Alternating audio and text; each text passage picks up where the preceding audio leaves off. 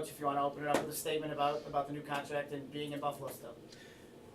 It's an honor. It's an honor to be here. It's an honor to come from where we've come from and to be where we are. You know, the Sweet 16 culmination of all the work we've done in these 28 years of coaching. It's something I've never done as a player or an assistant coach. To do it with this team at this time is remarkable. And I'm a New Yorker. I'm from Syracuse, New York, and born and raised in this great state. And to have a team that started 3 New Yorkers that went to the Sweet 16, it says a lot about what we're trying to do here. We're trying to grow this thing with the great athletes that's in our state. It was neat to have the Australian connection. No, don't get me wrong, but it's really, I think what has happened is we're transforming how the young girl basketball player is looking at Buffalo. I think they're dreaming now of one day of playing here, and to be able to say that at this point 6 years later is remarkable. And I'd be remiss if I don't thank my coaching staff for working so hard and the players that play for me the last 6 years for believing in what we're trying to build, and the little things that Louis does, that Beth did, that Brian does, and the Boones and everyone that's involved with athletics, the Danny Whites, the Tripathis. All it takes a village to get to this point. I've done nothing other than stand in front, but so many people that the ground barriers of what we've done has been remarkable, and we go together forward. Coach, any contract decision like this has to be mutual on both sides. The school has to want you. You have to want to continue to stay here. What is it about the setup here and your tenure here made you decide that you want to continue here and you want to continue to do what you're doing? I love New York, for one. I love being this close to my mother, too, who's only 2 hours down the street. I've not been to a place where I was able to not just start it, but to finish it.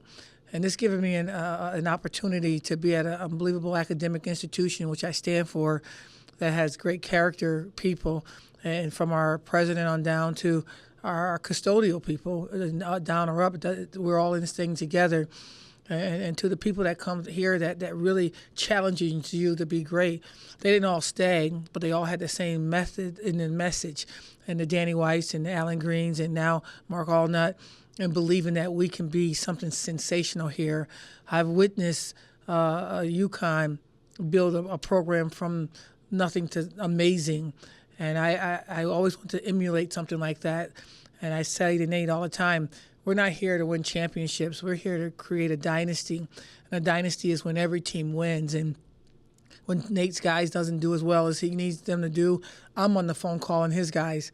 He's on the phone talking to my players. I just think that this is a place where football, men's basketball, women's basketball can really, really all become something significant in this great state of New York. How unique of a relationship is that, to have that with Nate, knowing you can pick up the phone, call his players, he can pick up the phone, call your players to help build that dynasty that you both envision for this place? Well, it's just always where I've been. I work with a guy named Tom Crean at Indiana, and we had that relationship. And I was an assistant coach at Michigan State and had a great relationship with Tom Izzo. And Jim Boeheim has always been a person that he seems a little standoffish, but he was always somebody you can grab in the hallway and ask questions. And if you can talk to this player, it's all I ever knew. And it was easy to mold Nate because I'm coming from high school, and me being his first women's basketball coach at this level, I just grabbed him really early before he became great and said, this is how we're going to do it. And, as an assistant coach, he and I really had more of a relationship than anybody on that staff. And I think he gets it. He got it from Romulus High School. And when you get it, you just get it. It's not fun just doing it by yourself. It's a lot more fun when we're all doing it, and he feels that way, and I feel that way too. I know what the results would be to take this program to that next level you're talking about, but what needs to happen in the next step in the process here to get those results on a consistent basis? We got to keep doing what we're doing. It's not about getting excited about Sweet 16. I love what we've done. I love all the records we've broken through this process. Our kids got to stay humble and hungry, for one. We certainly like more facilities for our basketball programs. I think that us building the field house for all of our athletic departments, weight room, that's a start. I think that in order for it to grow on the basketball side over here, we got to get serious about bringing a practice facility for women's and men's basketball. We have to get that done.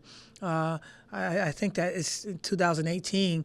We can do it. We have to do that, and we got to continue to bring in the local products that's in the top 5 in the country. Not necessarily by what all these scouting services say, what we know to be true. I think that we're good enough to see talent and rate it, and now they just got to continue to say yes. We've gotten people interested. We're not there yet. It's going to continue to take a special person like a Sierra Dillard to continue to believe in us, not just one at a time, but we need 2 or 3 at a time. You talk about that belief. One of the things that you've always talked about in press conferences when it comes to this program is that this program believed in you. You've described yourself as a broken coach when you arrived here. I know you and I have talked about the relationship and the trust that you and Joanna had, and the trust that you and Stephanie had.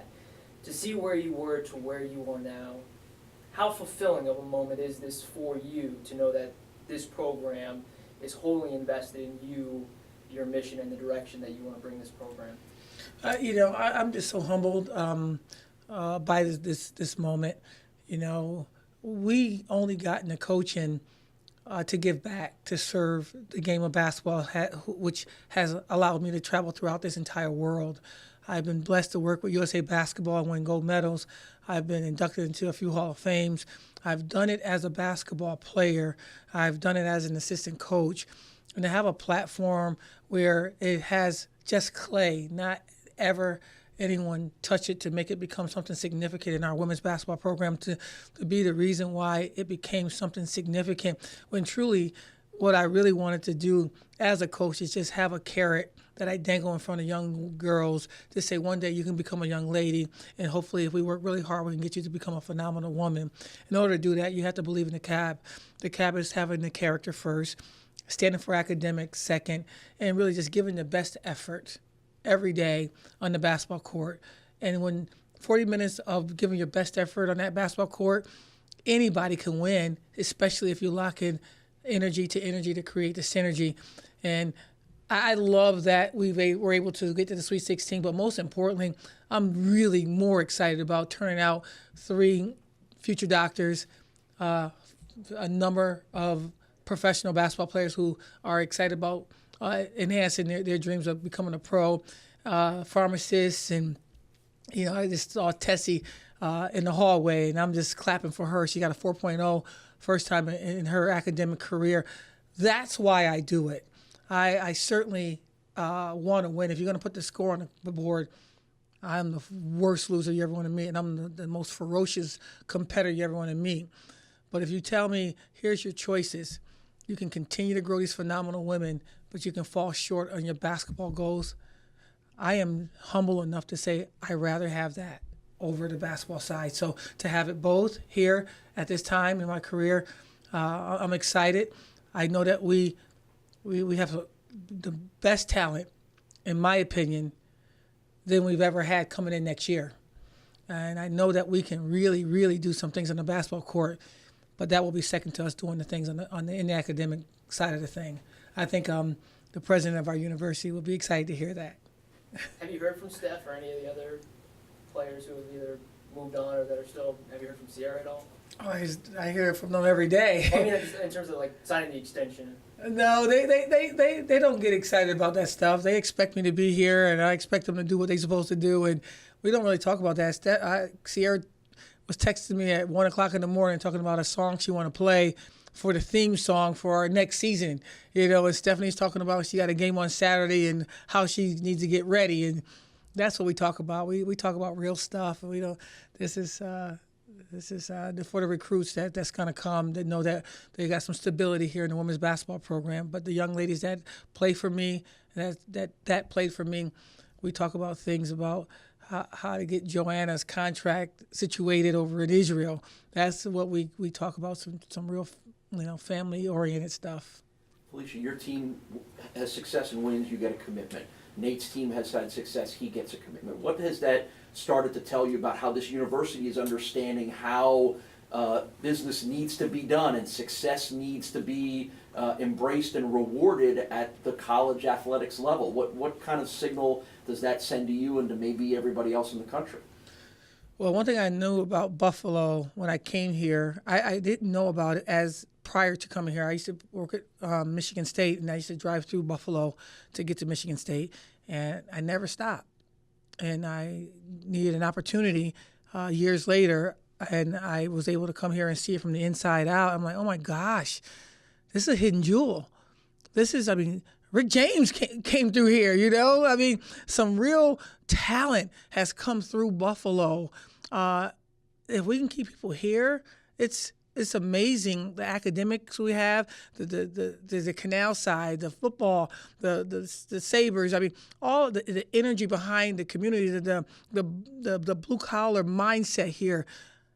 I'm like, I can really make some things happen here. So if I get an opportunity, I think that's what Nate thought too, and I think that's what Lance thinks as well, and I know that's what Blair thinks, who won 4 national titles for volleyball at Penn State. We all believe that it's going to get done, but in order to maintain that success, we got to continue to understand what's the going rate for that. And I think that our administration is understanding that we have to kind of be cognizant of that, but for in the meantime, we have enough foundation to really take this to the next level. And for us to be the only team to get to the Sweet 16, man or female, I just think that we're just touching the ground level of the greatness that's going to happen here. I'm not here at Buffalo because this is the only place that wants me now. We have put ourselves in a position to be a person that can be at a lot of different places.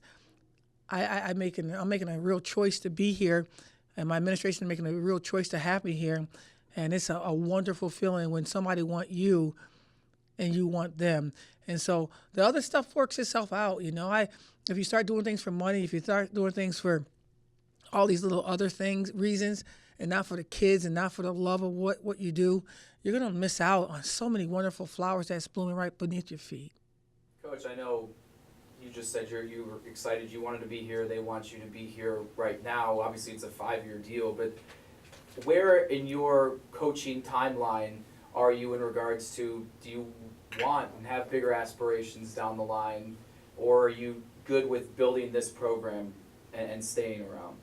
I'm good in the moment. I used to be one of those young coaches that 5 years. I'm dealing with a mom who's battling Alzheimer's, and tomorrow's never promised. And I certainly not going to pretend that I have a tomorrow. Right now we're here and we're great and we're having a great opportunity. And I'm not going to predict a tomorrow. I'm just going to appreciate the fact that we have a today. And a lady named Legette reminds me to never take a day for granted. So that's an emotional answer to should be an easy question, but it really is that way for me. I do not look beyond what we have, and our young players have lost that a little bit. All these things that happened with the Sweet 16, they got beyond that and started looking about our goals are. We're going to get to a Final Four, and I hope it's here. We're going to have WNBA players on our program, and I want it to be here. I got those kind of ideas, and I know that to be true. And I think that this is a place that it can get done. We got to do a lot more things, guys. We got to get more facilities here. We got to get more players here. I got to become a better coach. My players got to get better. The work ethic got to get better. Our custodians, our assistant administrators, we can't just be happy with it today. We got to wake up every morning and say, today is the day. If he blesses me with today, I got to do just a little bit more. If they say 1%, why won't I stop at 1%? Let's do 100% more every day. And if you fall short of that, then you got to pray that you wake up the next day and give 100% more, because this is Buffalo, man.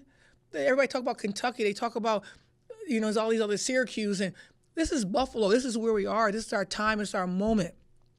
If we look too far ahead, we're going to miss out. If we just assume that we're just not good enough, we're going to miss out. Let's just roll our sleeves. Don't wear sleeves. I see none of you guys have sleeves. That's perfect. Because we ain't got time to roll them up. Because today, if it's all we have is today, let's make this thing rock. In your conversations with Mark about facilities and in negotiating your contract, I mean, were those conversations had, and what kind of feedback was he giving you about the reality of some of those things happening? I think Mark is going to do a tremendous job here. I've never been hugged when I signed the contract. I've never saw that sincere embrace of I receive what's happening for your women's basketball program. I like his truth, and so I know that he gets it, and I think he knows that what is going to be needed to grow men's and women's basketball. I think he knows already what it takes to grow football. Coming from Missouri, played at Missouri, coached at Memphis. Was administrator at Memphis, and what he was doing as an AD himself at his last institution. So sometimes you don't need words. You just kind of watch people's actions. And I don't think he's a guy with a lot of words. I think that watching him for the last 2 months, I know that he's an impactful guy with his actions. Anything else? Congratulations. Thank you so much. Thank you guys for all y'all do, too. You gonna run the half of the full next year with